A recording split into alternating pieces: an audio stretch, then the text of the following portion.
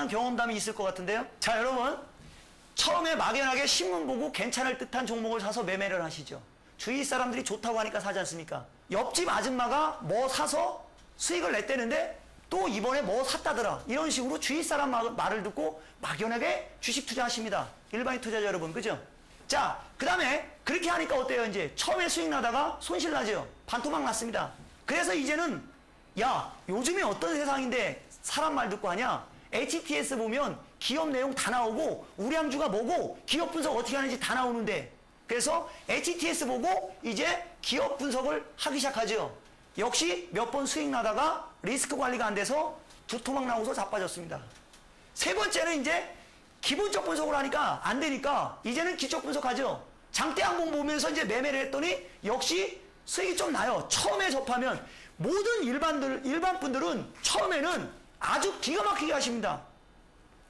뭐든지 처음 배우는 거는 다 잘해요. 그래서 회원들이 오더라도 처음에 오신 분들이 수익이 더 좋아요.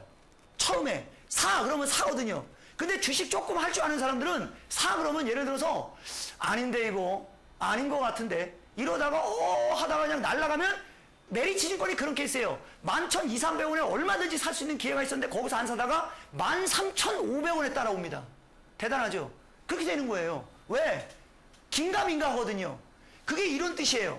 뭐든지 처음에는 다 잘하는데 어느 정도 시간이 지나면 거기서 뭐가 생기죠? 욕심과 미련과 자기의 기준이 흔들리는 그런 게 생기는 거예요. 그래서 처음에 뭐든지 처음에 접하면 제대로 알고 제대로 하다가, 예전에 제가 마디 분석, 비율 분석할 때 기가 막혔었죠. 일반인 분들도 그거 갖고 분석해서 다 대박 터졌다고 막 게시판에 막 글 쓰고 난리 났었죠. 요새는 아마 안 맞을 거래요. 처음에가 잘 맞는 거예요. 뭐든지 배울 때는. 그리고 네 번째는 이제 양봉 하나 갖고는 부족해. 두 개의 캔들을 합성하래. 역시 수익 나다가 또 깨지고. 이제는 이평선까지 배우죠. 야, 어디 양봉 갖고 되냐? 이동평균선이라는 게 있어. 이동평균선 한번 배워봐. 5일선 돌파 매수, 5일선 이탈 손절. 20일선 돌파 매수, 20일선 이탈 손절. 이평선 매매를 배우죠. 역시 잘 맞아요. 끝내줍니다. 시간 지나면 또 깨집니다. 그 다음, 이제는 이평선, 양봉 다 아니까 이제 뭐가 보입니까? 추세가 보이죠.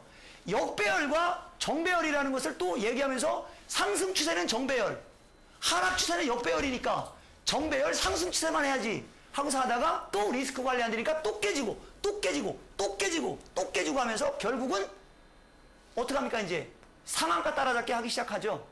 그죠? 상한가 따라잡기. 에라 모르겠다. 브릿지증권 상한가 내방친 다음날 최고점에서 사서 물렸다고 클럽 게시판에 종목 진단하셨던 분이 있었습니다. 대단한 배짱이죠. 저는 못 삽니다. 그런 자리에서는. 안 사죠. 못 사는 게 아니고. 그건 왜 그런 일이 벌어지는 거죠?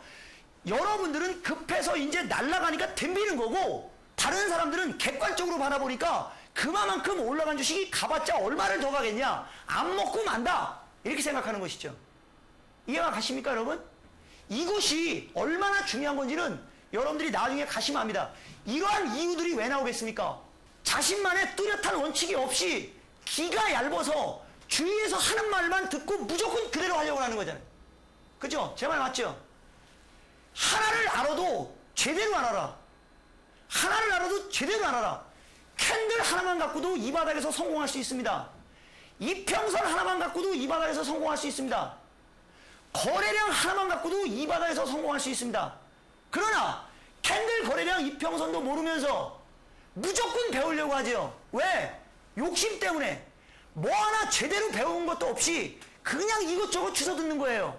그러면서 어떨 때는 거래량이 맞고 어떤 때는 이평선이 안 맞고 어떤 때는 캔들이 안 맞아요. 막 정신없죠. 왜 그렇습니까? 완벽하게 하나라도 제대로 몰랐기 때문에 그런 겁니다. 시청자 여러분 앤드 일반인 투자자 여러분, 하나를 알더라도 제대로 알아라. 제가 장담하겠는데요, 캔들 매매 기법 하나로만 실전 매매를 해서, 제가 지난번에도 한번 그런 얘기 한 적 있어요. 실전 매매를 해서 수익률을 보여드릴 수도 있어요. 아시겠습니까? 캔들 매매 하나로만 해도 충분한 겁니다. 그래서 이런 얘기들을 강조하는 이유가 어디 있겠습니까? 뇌동 매매하지 말고 기가 얇게 행동하지 말고 자신만의 원칙에서 자신의 스타일대로 가라. 이걸 강조하는 내용입니다. 이 내용들이. 왜 산전, 수전, 육탄전이라는 얘기가 나왔겠습니까? 이게 바로 딱 저였습니다. 처음에 친구 권유로 들어갔어요. 그 다음에 기초 분석 해봤어요. 안 되니까 이제 막 열받아서 막 상한가 따라잡기 합니다. 안 됩니다. 이제 하한가 따라잡기까지 했었어요. 안 되더라고요. 그래 뭐합니까? 나도 정신 차리자. 삼성전자를 사봤습니다. 안 됩니다. 팔고 뭐 샀는지 아십니까? 500원짜리 샀습니다. 부도 났습니다. 자, 이제 이거 하나 봅시다. 여기 제가 이렇게 보여드릴 게 있는데 이겁니다. 여기가 전체적으로 이제 일반인들이 다 아는 종목들이죠. 그죠? 일반인 분들이 다 아는 종목입니다. 하나석화만 오늘 마이너스 났습니다. 왜 하나석화만 마이너스 났겠습니까? 이미 N자형의 목표치까지 올라와 있고 얘는 남들 빠질 때 먼저 올라왔어요. 그러니 당연히 안 올라가요. 근데 오늘 현대제철이 급등을 했어요. 왜 그랬겠습니까? 이쪽이 여기가 내수, 그 다음에 여기가 이제 화학, 그 다음에 여기가 뭐 제약, 여기가 이제 철강 이렇게 됩니다. 오늘 내수주에서 두산이 상한가 들어갔습니다. 농심 신세계부터 아무거나 샀으면 다 먹었을 거예요. 그죠? 이게 시장 파악이에요.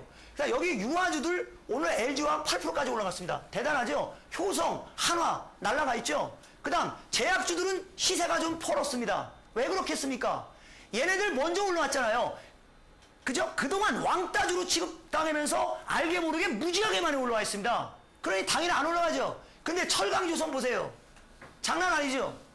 그죠 여러분? 그 다음 조선, 전기전자, 유통, 건설, 금융, 그 다음 여기가 증권 이렇게 나옵니다. 보세요 여러분. 소외받았던 종목들이 상당히 강하고 전기전자에서는 또 삼성 SDI만 마이너스 났습니다. 왜 그렇습니까? 얘는 최근 며칠 동안 많이 올라왔죠. 그죠? 그리고 소외받았던 종목들 폭등하죠. 그 다음에 건설주 마찬가지고 건설주에서는 역시 GS건설, 그 다음에 현대건설 이런 종목들이 왕빵입니다. 대우건설. 그 다음에 증권주에서는 대신증권, 메리츠증권, SK증권들과 다른 증권주의 추세를 비교해 보십시오. 시청자 여러분. 그죠? 결론은 지금도 마찬가지 결론입니다. 그동안 상승폭이 과했던 종목들은 비중을 축소하면서 그동안 고점에서 하락 조정이 많이 받았던 조선철강 기계 유화, 보험주 무지하게 많이 올라갔는데 저는 보험주는 숨기고 있습니다. 나중에 히든카드입니다. 오늘 여러분께 많은 말씀을 드렸는데 진정으로 전문가들이 저뿐만 아니라 다른 전문가도 마찬가지입니다. 무슨 얘기를 하는지 그 뜻을 파악하시기 바랍니다. 다음 주에는 더 멋진 걸 갖고 나오겠습니다. 감사합니다. 이종복입니다.